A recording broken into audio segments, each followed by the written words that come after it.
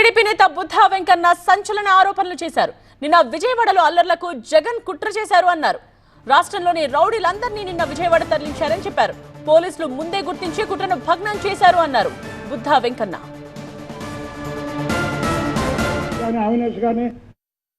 విజయవాడ నగరం ప్రశాంతంగా ఉంది. విజయవాడ నగరంలో నువ్వు ఏం చేద్దామన్నా నీ వల్ల కాదు.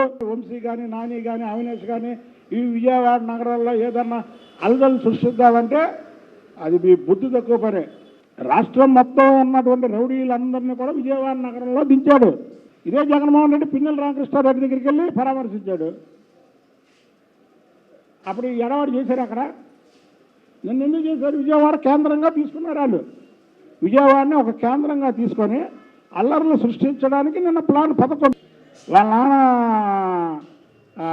చెన్నారెడ్డి ముఖ్యమంత్రిగా ఉన్నప్పుడు హిందూ ముస్లిం గొడవలు జరిగింది కదా, చెన్నారెడ్డిని దించడానికి. సేమ్ నిన్న అదే ప్లాన్ రిపీట్. మళ్ళీ వీళ్ళందరినీ తీసుకొచ్చి నువ్వు విజయవాడని గందరగోళం చేద్దాం అనుకుంటాను. నువ్వు ఇలాంటి పనులు మానుకో.